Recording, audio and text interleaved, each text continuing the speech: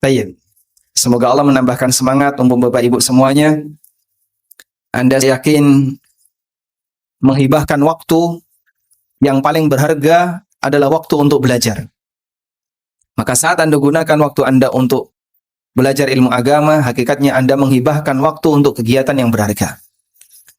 Baik. Sebagaimana yang tadi disampaikan dalam pengumuman, kita akan membahas tentang semangat untuk mempertahankan sunnah harian. Motivasi apa yang perlu kita bangun agar kita selalu bisa menjaga amalan-amalan sunnah harian? Sebutkan contoh sunnah harian. 1. Salat duha. Yang kedua, salat rawatib. Berikutnya, tahajud.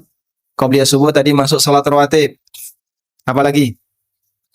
Doa zikir, doa dan zikir pagi dan petang. Dan masih banyak sunnah-sunnah harian yang lainnya. Kita diajarkan dalam agama kita beramal sedikit tapi rutin dan terus-menerus istiqamah lebih baik daripada amal yang banyak tapi model borongan. Karena amal yang sifatnya borongan itu mudah untuk dilakukan oleh siapapun. Bahkan sampai orang yang pemalas dalam beramal, dia bisa beramal borongan. Yang berat itu adalah ketika seseorang merutinkan sebuah ketaatan. Hari ini dia berbuat taat, sejam berikutnya dia berbuat taat lagi, sejam berikutnya dia berbuat taat lagi. Itu lebih sulit daripada model borongan. Dan realita itu bisa kita jumpai di masyarakat. Anda ketika bulan Ramadan punya kejar target apa? Khatam Al-Quran. Sebulan ada yang khatam sekali, 2 kali, 3 kali, bahkan ada yang sampai 5 kali, dan seterusnya. Begitu selesai Ramadan, apa yang terjadi jamaah? Itu Al-Quran ditutup, kemudian ditaruh di rak, sampai jumpa tahun depan. Saya ketemu dengan mushaf Al-Quran yang dibuka setahun sekali. Dan saya tahu kenapa itu dibuka setahun sekali, karena saya sholatnya di situ. 5 waktu. Sehingga mushaf ini baru tersentuh oleh jamaah setahun sekali. Makanya begitu menjelang tanggal 1 Ramadan, kegiatan pertama takmir adalah ngersih beleduk. Al-Qur'annya penuh dengan debu, itu dilapi, dibersihkan. Karena besok malam tanggal 1 akan dipakai untuk tadarus yang pertama. Sehingga kalau model seperti ini, mungkin banyak orang bisa melakukannya. Beramal dengan cara borongan, langsung dalam jumlah banyak, kemudian setelah itu ditinggal, sampai jumpa tahun depan. Sampai pun orang yang malas dalam beramal bisa melakukannya. Sehingga andaikan Al-Quran yang dibaca dalam waktu 1 bulan tadi, dibuat rutin, begini saja ya, Bapak baca per malam misalnya 1 lembar atau 1 halaman. Jumlah halaman Al-Quran itu berapa? Kalau 1 juz itu ada 10 lembar, 20 halaman, 30 juz berarti 600 halaman. 600 ada setahun lebih ya? Lebih. Berarti kurang lebih 300 ya.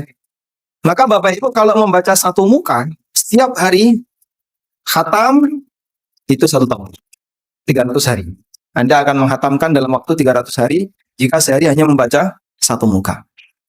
Saya yakin lebih berat yang ini tiap malam baca 1 muka tapi nggak pernah absen daripada ketika dia dikasih pilihan langsung kamu baca 1 Quran dalam waktu 1 bulan. Karena masyarakat secara umum lebih gampang melakukan amal yang sifatnya borongan daripada amal yang sedikit tapi dibuat rutin. Namun yang diajarkan dalam syariat kita, amalan yang terbaik adalah amalan yang rutin meskipun sedikit. Sebagaimana yang disabdakan oleh Nabi sallallahu alaihi wasallam, wa inna ahabbal a'mali ilallah adwamuha wa in qalla. Sesungguhnya amal yang lebih dicintai oleh Allah adalah amal yang paling dawam, artinya amal yang rutin dikerjakan, wa in qalla, meskipun sedikit. Baik. Selanjutnya, apa manfaat ketika seseorang itu punya amal yang rutin walaupun sedikit? Jadi begini jamaah. Ada manusia yang disebut sebagai ahli bidang tertentu. Misalnya ada sebutan ahli sholat, ahli puasa, ahli membaca Quran, ahli sedekah, ahli. Ahli itu kan ada standarnya. Sehingga tidak kemudian orang beramal sekali sudah disebut ahli. Bapak pernah sholat? Pernah. Berapa kali setahun? 2 kali setahun. Idul Fitri, Idul Adha. Apakah disebut ahli sholat? Tidak. Kenapa? Intensitasnya terlalu sedikit. Sehingga ketika intensitasnya terlalu sedikit, terlalu kecil, maka dia tidak disebut sebagai ahli sholat. Saking seringnya intensitas ketika dia beramal, kadang putus, kadang nyambung. Ketika orang itu beramal dan karena saking seringnya, barulah dia bisa disebut sebagai ahli. Maka karena mungkin dia rajin datang ke kuburan, ya, setiap hari dia ke kuburan, maka disebut sebagai ahli. Ya enggak? Sebutan kayak gini boleh enggak? Boleh. Atau ahli ziarah kubur? Yang benar ahli kubur atau ahli ziarah kubur? Dia lebih sering ke kuburan daripada ke masjid. Makanya kalau disebut ini ahli masjid, kayaknya orang ini jarang ke masjid tuh. Dia kalau tidur itu di kuburan. Nyari wangsit itu di kuburan. Nyari apa misalnya biar dia bisa punya pikiran yang seger, itu nyarinya di kuburan. Maka kalau terlalu sering ke kuburan kayak gini, dikhawatirkan nanti masyarakat menyebutnya sebagai ahli kubur. Baik. Seseorang bisa disebut sebagai ahli salat kalau intensitas salatnya tinggi. Disebut sebagai ahli puasa ketika intensitas puasanya tinggi. Dan demikian seterusnya. Kalau dalam urusan dunia disebut sebagai orang ahli atau expert di bidang tertentu, itu kan kalau dia sudah menempuh katanya 10.000 jam. 10.000 jam itu jika dia kerja dari mulai jam 8 sampai jam 5 dengan istirahat siang 1 jam, kurang lebih menempuh waktu tempuh yang harus dia lakukan adalah selama kurang lebih 10 tahun. Baru disebut sebagai orang yang expert di bidang tertentu.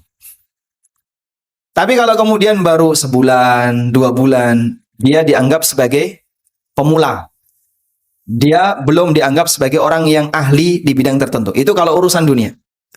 Dalam urusan agama, kita disebut sebagai ahli apabila kehidupannya dominan diwarnai dengan itu. Maka ahli Quran adalah mereka yang hidupnya dominan diwarnai dengan Quran. Ahli salat adalah orang yang dominan kehidupannya diwarnai dengan salat. Demikian pula puasa, demikian pula amal yang lainnya. Orang menjadi ringan untuk melakukan itu karena kehidupannya dominan diwarnai dengan amal tersebut. Dan saat seseorang sudah sampai pada tingkatan ahli, disitulah dia punya harapan dipanggil oleh Allah menuju surga melalui pintu amal yang menjadi keahliannya. Dipanggil menuju surga melalui pintu amal yang menjadi keahliannya. Sebagaimana disebutkan dalam hadis yang sahih dari sahabat Abu Hurairah radhiyallahu anhu, Nabi sallallahu alaihi wasallam bersabda, "Faman kana min ahli salati du'iya min babis salah, wa man kana min ahli al-jihad du'iya min babil jihad, wa man kana min ahli siyami du'iya min babir rayyan, wa man kana min ahli sadaqah du'iya min babis sadaqah." Siapa yang ahli salat akan dipanggil dari pintu salat. Yang ahli jihad dipanggil dari pintu jihad. Yang ahli puasa dipanggil dari pintu ar-rayyan. Yang ahli sedekah dipanggil dari pintu sedekah. Nabi SAW tidak menyebutkan semuanya. Jumlah pintu surga ada berapa? Ada berapa? 8. Apa dalilnya? Resiko yang duduk di depan ya. Apa dalil kalau jumlah pintu surga ada 8? Hadis riwayat Bukhari dari sahabat Umar bin Khattab radhiyallahu anhu bahwa Rasulullah sallallahu alaihi wasallam pernah bersabda, "Man tawadda'a fa ahsanal wudu, tsumma qala," barang siapa yang berwudu dan dia menyempurnakan wudunya. Kemudian setelah itu dia membaca asyhadu an la ilaha illallah wahdahu la syarikalah wa asyhadu anna Muhammadan abduhu wa rasuluh. Kemudian jawab Nabi SAW, illa futihat lahu abwabul jannati tsamaniyah fadakhala min ayyi babin sya'a. Maka pintu surga yang jumlahnya 8 akan dibukakan untuknya dan dia boleh masuk ke dalam salah satu, dia boleh masuk melalui surga, dia boleh masuk ke dalam surga melalui salah satu pintu yang telah disediakan oleh Allah Subhanahu wa taala. Sehingga pintu surga ada berapa? Pintu surga ada 8. Kalau pintu neraka? Kalau pintu neraka ada berapa?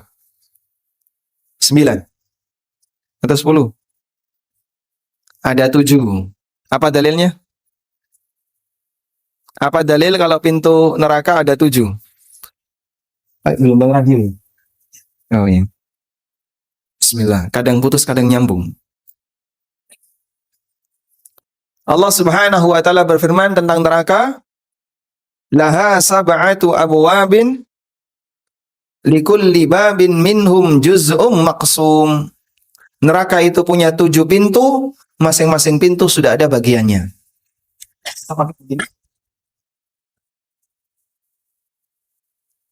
Baik. Bismillah. Bismillah. Cek. Tes. Baik.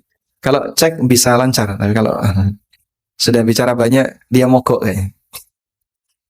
Tapi baterainya full ini. Kalau indikator baterainya full.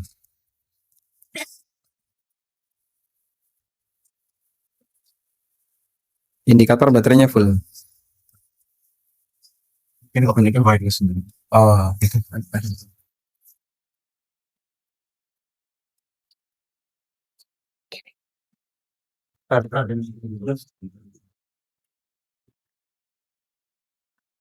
Bismillah. Lebih jelas? Nah, yang utama dari kajian itu suaranya ya. Kalau gambarnya nggak penting. Makanya Fir'aun ketika menolak dakwahnya Musa alaihissalam, alasannya pakai apa? Suara. Am ana khairum min hadzal ladzi huwa mahin wa la yakadu yubin. Apakah aku ataukah orang ini yang lebih baik? Wala yakadu yubin, sementara dia kalau ngomong nggak jelas. Sehingga Fir'aun mencacat Musa dari sisi ketika beliau berbicara tidak lebih fasih dibandingkan umumnya manusia. Allahu a'lam. Baik. Kembali ke sini. Jadi Allah Subhanahu wa taala memanggil para hambanya menuju surga melalui pintu, dan pintu itu diberi label dengan amalan-amalan tertentu. Lalu disebutlah yang ahli salat, yang ahli sedekah, yang ahli puasa, yang ahli jihad, dan ahli-ahli dalam amal yang lain.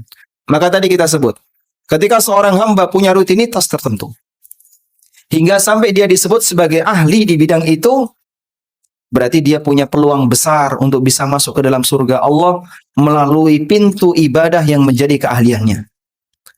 Itulah nilai penting kenapa kita harus merutinkan salah satu di antara amal yang menjadi andalan. Makanya Bapak Ibu, Anda bisa lihat, para sahabat itu mereka punya keahlian yang berwarna-warni. Ada yang fokus di bagian sholat, sehingga sholatnya dominan. Ada yang fokus di bagian puasa, sehingga puasanya dominan. Ada yang di bagian sedekah, sehingga dia lebih dominan sedekah dibandingkan amal yang lain. Demikian pula ada yang dominan jihad. Seperti Khalid bin Walid, itu lebih dominan jihad. Sehingga masing-masing sahabat punya amal andalan yang mereka rutinkan sampai pada detik terakhir kehidupannya, sampai mereka mati. Karena mereka menghendaki untuk menjadi manusia yang berstatus sebagai ahli bidang amal tertentu, ahli bidang amal X, sehingga dengan itu dia punya harapan untuk masuk surga melalui pintu yang menjadi keahliannya. Baik. Abu Bakar As-Siddiq radhiyallahu anhu kemudian bertanya kepada Nabi sallallahu alaihi wasallam, "Bi abi anta wa ummi ya Rasulullah." Ayahku dan ibuku sebagai tebusannya ya Rasulullah. Ini yang disebut dengan kalimatul fida. Bukan kalimat sumpah. Karena sumpah dengan menyebut nama orang tua dalam Islam hukumnya apa? Kesyirikan. Sehingga tidak boleh orang bersumpah demi bapakku, demi moyangku, tidak boleh. Karena orang yang bersumpah berarti dia mengagungkan apa yang dia sebutkan dalam kalimat sumpah. Dan orang tidak boleh mengagungkan sesuatu dalam sumpahnya kecuali Allah. Makanya seorang muslim ketika bersumpah hanya boleh menyebut nama Allah. Lalu bagaimana dengan kalimat bi abi anta wa ummi, bapakku dan ibuku sebagai tebusannya ya Rasulullah. Ini kalimatul fida, bukan kalimat qasam. Kalimatul fida memang dalam bahasa kita sulit mencari padanannya. Dan kayaknya nggak ada. Apa sih kira-kira contoh kalimatul fida dalam bahasa kita? Ada ungkapan namun mungkin tidak disebut kalimatul fida. Barangkali sebutannya ya dia hiperbol namun sampai melebihi batas. Contohnya, ku ini iso tak sembah. Nah, pernah dengar kayak gini? Kamu kalau bisa tak sembah. Itu di Jogja cukup banyak. Sehingga penekanan yang dia sampaikan ketika dia bicara sama orang lain untuk ngasih motivasi, itu sampai pada tingkatan melebihi batas. Dan ini nggak boleh ya. Karena seorang manusia tidak boleh menyembah selain Allah Subhanahu wa taala. Baik. Kembali ke tadi bahwa orang ini atau Abu Bakar As-Siddiq radhiyallahu anhu menyampaikan kalimat fida, bi abi anta wa ummi ya Rasulullah. Ayah dan ibuku sebagai tebusannya ya Rasulullah. Ma'ala man du'iya min tilkal abwabi min daruratin. Kalau ada orang yang dipanggil dari salah satu pintu, dia tidak akan rugi. Tapi saya ingin tahu, fal yud'a ahadun min tilkal abwabi kulliha? Ada enggak orang yang dipanggil dari semua pintu tadi? Sehingga dari pintu sholat dia dipanggil, dari pintu sedekah dia dipanggil, dari pintu jihad dia dipanggil. Qala, jawab Nabi SAW, na'am, ada. Wa arju an takuna minhum, dan aku berharap kaulah salah satu di antara orangnya. Sebab kita paham Abu Bakar As-Siddiq radhiyallahu anhu berdasarkan hadis ini, berarti beliau adalah sahabat yang merupakan ahli salat. Beliau sahabat yang merupakan ahli puasa. Beliau juga ahli sedekah. Beliau juga ahli dalam jihad. Sehingga memungkinkan ada diri seorang muslim yang dia multi talent dalam ketaatan kepada Allah. Salatnya pinter, posone pinter, jihadnya ora kalah, sedekahnya juga nggak kalah. Dia manusia yang multi talent dalam beribadah kepada Allah. Ini orang yang punya keunggulan yang luar biasa. Dalam posisi inilah dia akan dipanggil untuk menuju surga melalui semua pintu. Manusia yang dirindukan oleh surga Allah Subhanahu wa taala. Namun perjuangan untuk bisa menjadi seperti ini berat jemaah. Karena sampai berstatus sebagai ahli salat, ahli puasa, ahli sedekah, umumnya sebagian orang itu gagal. Dan Abu Bakar mampu melakukannya. Baik. Abdullah bin Mas'ud radhiyallahu anhu itu pernah mengatakan ketika ada orang yang bertanya kepada beliau, aku lihat Anda ini jarang berpuasa sunnah. Sehingga biasanya yang lain para sahabat puasa, tapi Anda sendiri tidak puasa sunnah. Apa jawab Ibnu Mas'ud? Inni uhibbul qira'ah. Wa idza sumtu dha'uftu. Aku itu senang membaca Quran. Senang meneliti Quran. Dan kalau aku puasa, nanti fisikku melemah.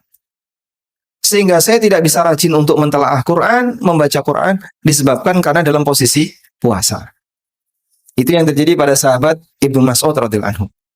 Maka terkadang ada sahabat yang dia lebih cenderung kepada amal tertentu, tapi dia tidak ahli di amal yang lain. Abdullah bin Amr bin As radhiyallahu anhu, beliau termasuk di antara sahabat yang rajin berpuasa. Sampai beliau pernah minta kepada Nabi SAW untuk diajari puasa Daud. Kemudian Nabi SAW mengatakan, jangan lakukan yang lebih dari ini, fa innahu afdhalus siyam, karena puasa Daud adalah puasa yang terbaik. Nambahi puasa Daud tidak boleh.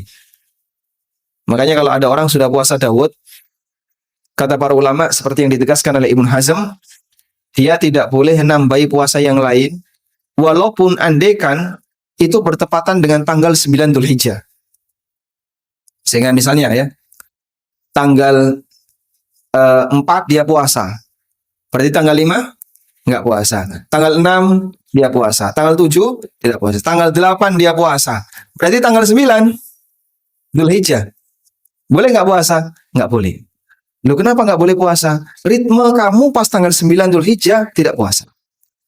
Maka saat itu kau tinggalkan puasa dan nanti ditambah dengan tanggal 10 plus 3 hari tasyrik. Sehingga dia tidak puasa 5 hari. Begitu selesai tanggal 13, dia langsung lanjut puasa berikutnya. Itu yang dialami oleh orang yang sedang puasa Daud. Sehingga posisi orang yang puasa Daud, maka dia tidak boleh nambahi puasa sunnah yang lainnya. Baik. Artinya para sahabat Rasulullah SAW secara umum mereka dalam masalah amal soleh ternyata tidak seragam. Ada yang lebih banyak di posisi A, ada yang banyak di posisi B, ada yang banyak di posisi C, sesuai dengan passion masing-masing. Namun Masya Allah Abu Bakar As-Siddiq radhiyallahu anhu bisa menjalani semuanya dan beliau adalah orang yang multi talent sehingga beliau dikatakan oleh Nabi SAW akan dipanggil menuju surga dari arah pintu manapun yang disediakan oleh Allah Ta'ala. Dalam hadis yang lain dari sahabat Abu Hurairah radhiyallahu anhu, Nabi sallallahu alaihi wasallam mengatakan, "Likulli 'amilin babun min abwabil jannah." Setiap orang yang beramal dia disediakan satu pintu surga. Yud'a minhu bidzalikal amal, dan dia akan dipanggil menuju surga melalui pintu amal tersebut yang itu merupakan amal kebiasaannya. Itulah yang kita maksud tadi. Perjuangkan masing-masing kita punya wadhifah, punya amal rutin, walaupun ringan, sampai kita disebut sebagai ahli dalam bidang amal itu. Baik. Manfaat yang kedua. Kalau tadi manfaat yang pertama kan adanya harapan untuk bisa dipanggil menuju surga melalui pintu ibadah yang kita menjadi ahlinya. Manfaat yang kedua, ketika kita merutinkan amal sunnah, sedikit tapi rutin. Maka jika ternyata kita punya uzur, pahalanya akan tetap mengalir sesuai dengan rutinitas kebiasaan yang kita lakukan, walaupun kita tidak mengamalkannya, disebabkan karena uzur. Ini seperti yang disabdakan oleh Nabi Shallallahu Alaihi Wasallam dalam hadis yang diriwayatkan oleh Bukhari. Idza maridul abdu aw safara kutiba lahu makana muqiman sahiha. Apabila ada seorang hamba yang sedang sakit atau dia safar, maka dicatat untuknya sebagaimana amal soleh yang menjadi kebiasaannya ketika dia mukim dan ketika dia sehat. Masya Allah. Ada seorang musafir yang dia tidak melakukan sholat rawatib misalnya. Atau karena dia safar sehingga dia tidak bisa melakukan puasa Senin Kemis. Maka orang ini tidak melakukan puasa Senin Kemis bukan karena niatnya putus, tapi dia tidak melakukan puasa Senin Kemis karena dia sedang safar. Khawatir nanti tidak lemah badannya ketika safar. Maka orang ini dia tidak safar bukan karena malas, tapi dia tidak safar karena punya uzur. Nah, ketika dia tidak safar punya uzur, maka ada nilai pahala yang akan dia dapatkan. Dia tetap mendapatkan pahala sesuai dengan kegiatan ibadah yang dilakukan ketika dia sehat dan ketika dia tidak sedang safar.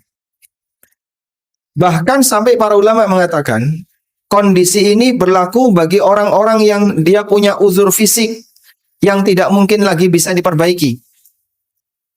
Apa uzur fisik yang tidak bisa lagi diperbaiki? Itulah uzur tua. Yang karena dia tua akhirnya dia sakit-sakitan. Maka ketika dia sakit-sakitan, dia tidak bisa melakukan ibadah sebagaimana yang menjadi rutinitasnya ketika dia dalam posisi sehat. Orang semacam ini akan tetap mendapatkan aliran pahala. Sebagaimana yang Allah firmankan dalam Al-Quran, illal ladzina amanu wa amilus salihati falahum ajrun ghairu mamnun. Kecuali orang yang beriman dan beramal soleh, maka mereka akan mendapatkan pahala yang ghairu mamnun, yang tidak pernah putus, yang terus mengalir. Apa yang dimaksud dengan pahala yang terus mengalir dan yang nggak pernah putus? Pahala yang disebabkan karena amal yang kita lakukan, pengaruhnya masih bertahan. Dan pengaruh yang masih bertahan itu sebagian dipertahankan oleh Allah Ta'ala, sebab orangnya tidak melakukan amal itu bukan karena alasan malas, tapi karena alasan uzur. Contohnya gimana Pak? Anda bisa lihat. bahwa kaum mukminin diberi janji oleh Allah dengan janji yang sama bagi nabinya sallallahu alaihi wasallam. Nabi Muhammad sallallahu alaihi wasallam dikatakan oleh Allah, wa innalaka la ajran ghairu mamnun, dan engkau Muhammad memiliki pahala yang terus mengalir, gak pernah putus. Sehingga Nabi sallallahu alaihi wasallam punya pahala yang dia terus bertahan. Umatnya juga demikian, illal ladzina amanu wa amilus solihati falahum ajrun ghairu mamnun. Kecuali orang yang beriman dan beramal saleh, dia mendapatkan pahala yang tidak pernah putus. Sehingga Nabi SAW dapat pahala yang tidak pernah putus, umatnya juga mendapatkan pahala yang tidak pernah putus. Terus bedanya ada di mana, Pak? Bedanya begini. Kalau Nabi SAW mendapatkan pahala yang tidak pernah putus, karena beliaulah orang yang pertama kali ngajari kebaikan. Sehingga beliau yang pertama kali ngajari tentang bagaimana cara sholat, beliau yang pertama kali ngajari baca Quran, beliau yang pertama kali ngajari tentang bagaimana cara puasa yang benar dan seterusnya. Maka semua orang yang mengikuti ajaran beliau, Rasulullah SAW turut mendapatkan aliran pahalanya. Itulah yang dimaksud bahwa Nabi SAW mendapatkan pahala yang ghairu mamnun, yang tidak pernah putus. Orang mukmin juga mendapatkan yang sama. Illal ladzina amanu wa amilus shalihat falahum ajrun ghairu mamnun. Orang yang beriman yang saleh dan salihah, mereka mendapatkan, orang yang beriman yang dia melakukan amal saleh, mereka mendapatkan pahala yang tidak pernah putus. Kapan itu terjadi? Ada sebuah penjelasan yang disampaikan oleh Ibnu Abbas radhiyallahu anhu. Disebutkan oleh Al-Qurtubi, beliau membawakan riwayat dari Ad-Dhahhak dari Ibnu Abbas radhiyallahu anhu. Ibnu Abbas mengatakan, "Idza kana al-'abdu fi shababihi katsiras salah, katsiras siyam was sadaqah, thumma dha'afa amma kana ya'malu fi shababihi, ajrallahu 'azza wa jalla lahu ma kana ya'malu fi shababihi." Ketika ada seorang hamba yang masih muda, lalu dia rajin sholat, rajin sedekah, rajin puasa, thumma dha'afa amma kana ya'malu fi shababihi, sampai akhirnya ketika dia sudah mulai tua, dia sudah gak sanggup lagi untuk melakukan amal sebagaimana dia lakukan di masa mudanya, ajrallahu 'azza wa jalla lahu ma kana ya'malu fi shababihi, maka Allah Ta'ala akan tetap memberikan pahala untuknya sebagaimana rutinitas yang dia lakukan di masa mudanya. Masya Allah. Sehingga orang seperti ini, dia pahalanya tidak diputus oleh Allah, karena niatnya itu hakikatnya tidak putus. Orang ini niatnya tidak putus. Dia tidak melakukan ketaatan bukan karena malas, tapi karena uzur. Baik, Bapak Ibu yang kami hormati, Anda saat ini walhamdulillah diberi kemudahan oleh Allah untuk bisa bolak-balik ke masjid, baik dalam rangka sholat 5 waktu atau dalam rangka hadir di kajian. Akan ada waktunya di mana fisik ini mencapai pada titik tertentu sehingga kita jadi lemah. Dengkul yang dulunya bisa diajak untuk turun sujud, ada waktunya nggak bisa diajak untuk turun sujud. Ini boyok yang biasanya bisa dipakai untuk duduk lama ketika ngaji, sekarang mulai capek sehingga kajian meskipun sudah nyender, tetap boyoknya sakit. Ini badan yang dulu bisa dipakai 5 waktu datang pulang pergi ke masjid, sekarang sudah mulai lemah sehingga dia hanya bisa duduk di atas ranjang atau tiduran di atas ranjang. Dan orang seperti ini, kata Ibnu Abbas, tetap mendapatkan pahala yang tidak pernah putus, terus mengalir, disebabkan karena dia tidak putus dalam melakukan ketaatan kepada Allah Subhanahu wa Ta'ala. Dari mana, Pak, dia tidak putus melakukan ketaatan kepada Allah? Niatnya itu belum hilang, semangatnya belum hilang, meskipun fisiknya tidak sanggup untuk menyanggah dirinya, sehingga dia nggak kuat berdiri, dia nggak kuat turun dengan menggunakan lututnya, dia nggak kuat untuk apalagi misalnya menggunakan air, Maka dalam posisi ini ketika dia tidak beramal, tetap mendapatkan pahala sebagaimana rutinitas amalnya. Sebabnya apa? Karena dia meninggalkan itu bukan disebabkan malas, tapi karena punya uzur. Makanya kalau ada ungkapan olahraga itu tabungan kesehatan di hari tua. Olahraga itu tabungan kesehatan di hari tua. Kata dokter demikian ya. Maka melakukan amal soleh sedikit tapi rutin, itu hakikatnya adalah tabungan ibadah di hari tua. Itulah yang dimaksud pahala yang terus mengalir, yang tidak pernah ada putusnya. Orang ini tetap diberi pahala oleh Allah sesuai dengan kebiasaannya, karena niatnya belum hilang. Ada salah satu jamaah haji yang usianya mungkin sekitar 70 atau 80 tahun. Dan dia dapat info kalau haji regulernya masih lama. Dia sendiri nggak tahu kira-kira bisa dipanggil atau tidak. Pokoknya dia tawakal. Sampai ada salah satu di antara anaknya yang mengusulkan, Bapak coba tarik saja duit itu. Buat apa duit itu disimpan di bank pemerintah? Kalau nanti akan dipakai untuk ini, untuk itu, dan seterusnya. Ya, seperti isu kemarin ya. Dana haji akan dipakai untuk infrastruktur, akan dipakai untuk pembangunan ini, pembangunan itu, sehingga masyarakat muslim ramai ketika itu. Nah, ada orang yang kemudian diminta oleh anaknya, tarik saja itu Pak. Buat apa kita simpan di situ? Terlalu lama, sekian puluh tahun. Baik, tapi sang bapak tidak mau. Dan beliau mengatakan, kalaupun aku mati, karena beliau sudah merasa di ujung usia, kalaupun aku mati, maka aku ingin mati dalam keadaan menantikan haji. Mati dalam penantian. Tapi yang dinantikan apa? Ibadah kepada Allah. Sehingga beliau tidak mau membatalkan. Kalau narik dana itu, berarti kan batal. Niatnya sudah putus.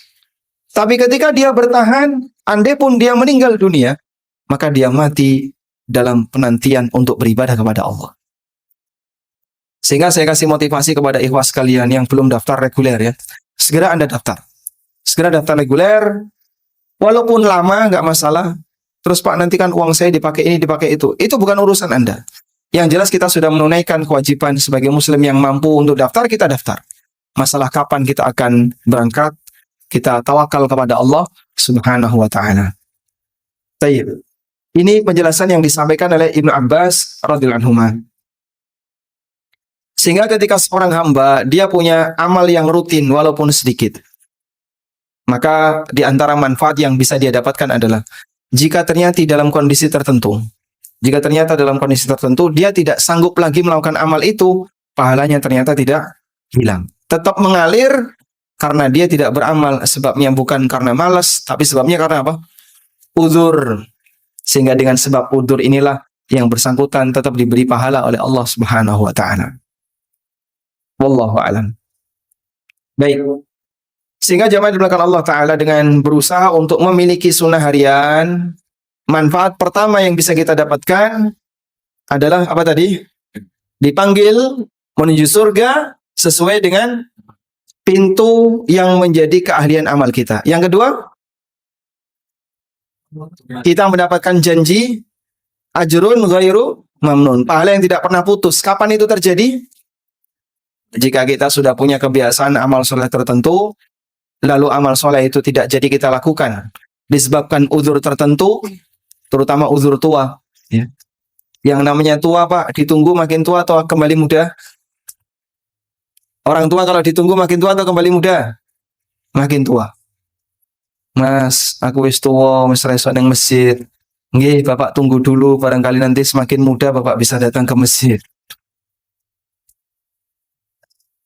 Sebab orang yang dalam posisi dia sudah lanjut usia, makin ditunggu, bukan makin membaik, tapi umumnya makin memburuk. Sehingga dalam situasi ini ketika dia tidak bisa datang karena uzur, dan dia tetap mendapatkan pahala sesuai dengan rutinitas dan kebiasaannya. Ini berbeda kalau orang tidak memiliki rutinitas dan kebiasaan. Maka ketika dia nggak punya rutinitas dan kebiasaan hal yang baik tersebut, jika dia mati, dia nggak mendapatkan pahala sesuai yang dijanjikan. Ya, misalnya karena dia tidak punya kebiasaan untuk sholat tahajud, Maka mungkin sesekali dia sholat tahajud. Saat dia sholat tahajud, dia belum bisa disebut sebagai ahli tahajud. Karena belum menjadi kebiasaannya. Baru sesekali, yang sifatnya insidental. Sehingga kalau sudah jadi kebiasaan, bagian itulah yang akan terus mendatangkan pahala. Walaupun orangnya sudah tidak bisa lagi untuk beramal. Wallahu alam. Selanjutnya, jamaah dimuliakan Allah Subhanahu wa taala, dalam masalah memilih amal soleh yang mau kita rutinkan, Nabi SAW menyarankan ambillah yang ringan dan jangan terlalu berat. Tujuannya apa? Karena Anda ketika mau melakukan amal soleh itu kerjakan sampai menjelang kematian. Dan dulu para sahabat itu demikian. Maka kalau mereka mendapatkan wasiat dari Nabi SAW melakukan amal A, melakukan amal B, para sahabat ketika dapat wasiat itu, Nabi SAW ngasih wasiat kepada mereka sesuai dengan amal yang menjadi kemampuannya dan sesuai dengan latar belakang orangnya. Dan dalam posisi seperti itulah para sahabat mereka punya amal andalan masing-masing. Ada yang ahli sholat, ada yang ahli puasa, sebagaimana yang tadi kita sampaikan. Rasulullah SAW menekankan, khudhu minal a'mali ma tutiqun. Silakan kalian ambil amal yang mampu untuk kalian rutinkan. Jangan terlalu berat. Karena ini mau dibuat sampai tua, sampai ujung kehidupan. Abdullah bin Amr bin As, yang tadi kita sebut sebagai orang yang ahli puasa, beliau mengusulkan kepada Nabi SAW untuk puasa tiap hari. Maka Nabi SAW mengatakan, innaka lan tastati', kau tidak akan mampu. Kemudian Nabi SAW menyarankan berpuasalah 3 hari tiap bulan. Karena setiap kebaikan akan dilipatkan 10 kali. Kemudian kata Abdullah bin Amr, aku lebih bisa seperti itu. Aku mampu untuk bisa menambahkan puasa lebih banyak lagi. Kemudian Nabi SAW mengatakan, sum yauman wa aftir yauman. Puasalah sehari dan jangan puasa sehari. Tilka siyamu Dawud wa dzalika khairus siyam. Silakan kamu puasa sehari dan tidak puasa sehari, itu adalah puasa Nabi Dawud dan itu merupakan puasa yang terbaik. Apa yang dilakukan oleh sahabat Abdullah bin Amr? Beliau menjalani Dawud itu sampai mati. Dan ada satu hal yang menarik yang disampaikan oleh sahabat Abdullah bin Amr. Pada saat di usia senja, di usia tua, sahabat Abdullah bin Amr menyesal. Dan beliau mengatakan, lian aku naqabil rukhsata Rasulillahi sallallahu alaihi wasallam ahabbu ilayya min ahli wa mali. Andaikan kemarin aku menerima rukhsah dan keringanan dari Nabi SAW, suruh puasa 3 hari tiap bulan, saya kemarin terima itu, maka itu lebih baik daripada lebih aku cintai dibandingkan ahli wa mali, seluruh keluargaku dan hartaku. Sehingga sahabat Abdullah bin Amr khawatir kalau pedot, maka dianggap tidak istiqomah. Maka beliau pertahankan walaupun sudah tua, beliau tetap puasa Daud, dan di saat itu beliau mulai kelelahan, kecapean. Kenapa dulu saya tidak mengikuti pesan Nabi SAW puasa 3 hari tiap bulan. Jadi seperti itu cara sahabat beramal. Bukan model mut-mutan Pak ya. Ini lagi mut-mutan, ini lagi mut Daud ya. Kalau nggak mut, nggak tahu poso. Ini lagi mood, resgep baca Quran. Begitu moodnya hilang, tidak baca Quran. Bukan seperti itu. Mereka lakukan itu secara rutin, kerjakan itu secara rutin, bahkan sampai di usia tuanya. Wallahu a'lam. Walhamdulillahirabbil alamin. Sekarang pas jam 10, Pak. Sesuai dengan rencana kita bahwa materinya sifatnya hanya pengantar, dan tadi kita sudah sampaikan bagaimana motivasi yang diberikan oleh syariat agar kita bisa merutinkan amal walaupun sedikit, karena itulah yang salah satunya menjadi andalan kita untuk bisa masuk surga Allah Subhanahu wa taala. Wallahu a'lam.